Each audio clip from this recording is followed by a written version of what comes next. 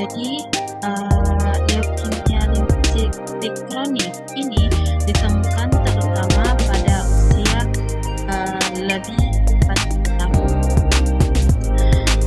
Jadi jenis limfositnya itu lebih dari 90% adalah limfosit B. Jadi limfosit itu kan ada dua, ada limfosit B dan limfosit C. Kemudian perjalanan penyakitnya sangat lambat dan berjalan bertahun-tahun. Kemudian leukemia ini adalah salah satu leukemia yang tidak pernah terdeteksi. Nah, sel B yang normal,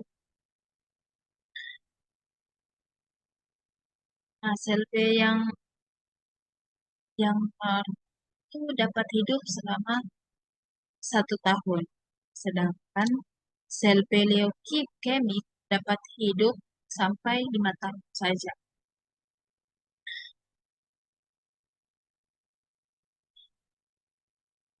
Jadi leukemia ini bertambah bonusnya 4 tahun.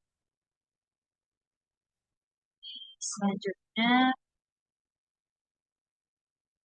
jadi ini contoh gambar LLK.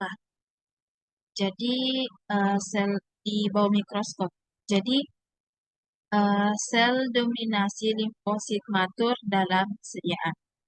Jadi ditemukan sel coreng limfosit yang saat diwarnai.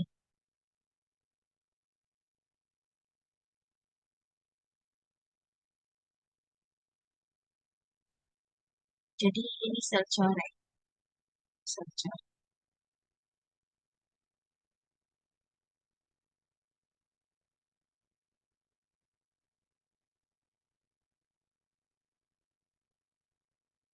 Jadi karena produksi sel B meningkat sebanyak 10 kali, maka jumlah sel B menjadi sangat.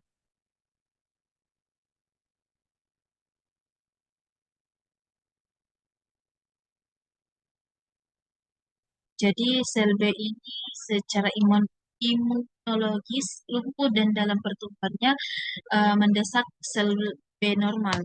Jadi leukemia limfositik kronik bukan fungsi imunologi. Setengah jumlah penderita saat tertentu terjadi penurunan imunoglobulin atau terutama itu IgM. Jadi IgM-nya yang sepertiganya menunjukkan tes direct positif. Jadi gejalanya yaitu limfadenopati, splenomegali dan hepatomegali, pucat dan darah. Jadi langsung lagi lanjut di pemeriksaan laboratorium. Jadi jumlah leukositnya itu 30.000 sampai 200 mm per milimeter darah. Jadi yang kedua itu jenis limfositnya yang ditemukan lebih 80% dari limfosit kecil dengan morfologi normal sehingga terlihat gambaran jadi ukurannya sel B itu normal itu kan besar. Nah, di sini limfositnya kecil. Pada apusan darah terdapat smooth gel atau smear cell atau sel coreng, yaitu limfosit yang rusak setelah diwarnai hanya inti kelihatan bentuk merah. Jadi di sini teman-teman rusak sel plasma sitoplasmanya. Nah, kemudian juga ditemukan trombositopenia atau hemoglobinemia, anemia hemolitik, atau ditemukan gamopati monoklonal. Jadi di sini gangguan pada antibodi. Jadi gangguan pada gamopati gamma itu kan satu. Mono itu kan satu. Nah,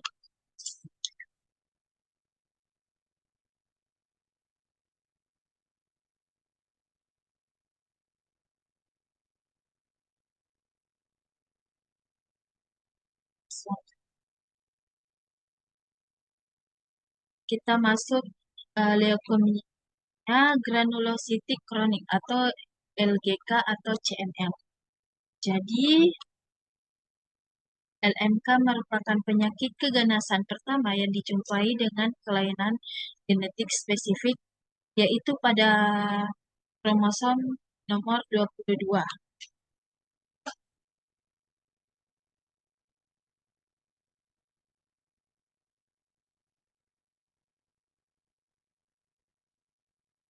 Jadi lebih dari 90% pasien terdapat pergantian sumsum tulang normal oleh sel dengan kromosom golongan gen abnormal nomor 22, yaitu kromosom Philadelphia atau disingkat dengan PH.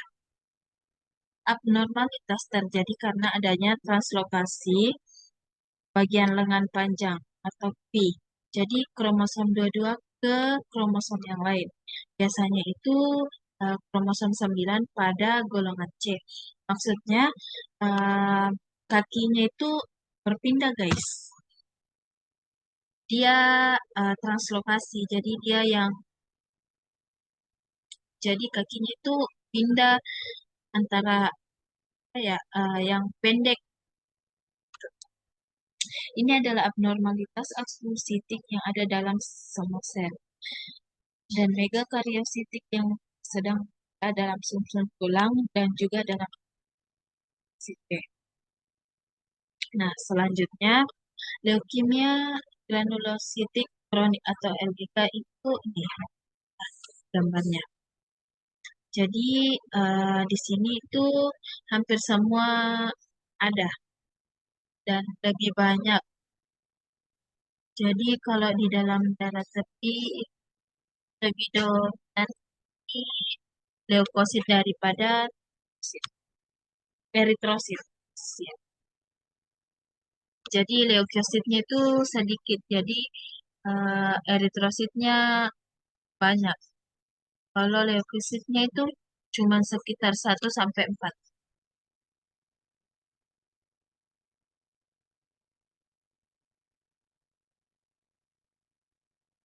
Jadi dominasi oleh sel-sel imatur dan matur, namun ada kekosongan sel yang sedikit sekali, seolah ada kekosongan saat jenis leukosit. Jadi gejala klinisnya itu LMK. Ini ditemukan pada umur pertengahan dengan puncak umur 40 sampai 50 tahun. Jadi LMK ini pada umur 40 sampai 50 tahun saja. Gejalanya rasa lelah, penurunan berat badan, rasa penuh, anoreksia, berkeringat malam, splenomegali, hepatomegali, nyeri sternum, dan ekimosis. Kadang-kadang ditemukan purpura limfadenopati dan gout atau pirai. Jadi asam urannya itu tinggi atau bengkak ya. Nah, kita masuk ke pemeriksaan laboratorium. Jadi, jumlah eritrosit, hematokrit, dan hemoglobin itu 7 sampai 9 gram per desiliter. Kurang dari normal dengan anemia normokromik normositat. Nah, jumlah leukosit lebih dari 80.000 per milimeter kubik darah dengan variasi 80.000 sampai 800 per milimeter kubik darah. Leukositosis sangat berat, kurang dari 500 milimeter kubik darah dijumpai pada anak-anak. Jadi jumlah trombositnya bervariasi. Awalnya terjadi trombositosis 1 juta per milimeter kubik berdarah, lalu stadium lanjutnya itu trombositopenia. Jadi dia tinggi sekali langsung turun. Pada hapusan darah trombosit mengelompok. Jadi selanjutnya itu pemeriksaan laboratoriumnya itu jumlah basofil meningkat atau basofilia dan juga eosinofilia secara absolut. Pada fase lanjut atau fase akselerasi terjadi basofilia di atas 20%. Jadi kalau misalnya kita temukan Sofia,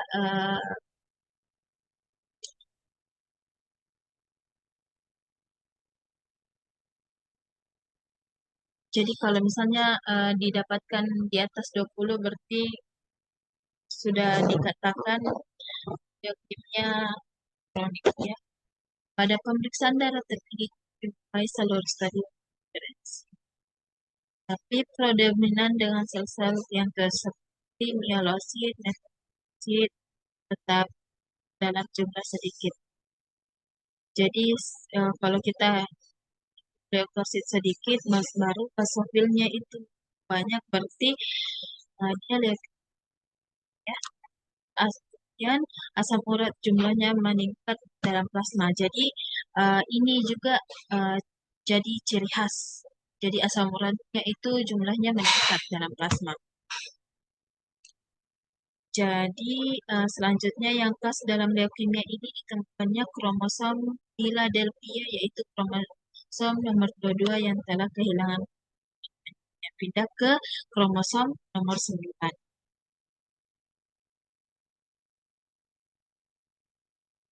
Selanjutnya leukemia monositik kronik. Nah, disebut juga leukemia monocytic kronik. Jadi di sini lebih dominan monosit ya. Leukemia ini hampir mirip dengan leukemia myelositik, tetapi di sini juga predominan sel monosit imatur dan matur juga ada disertai myeloblas dan myelosit. Nah, ini gambarnya ada banyak monosit dan 3 jenis granul ya.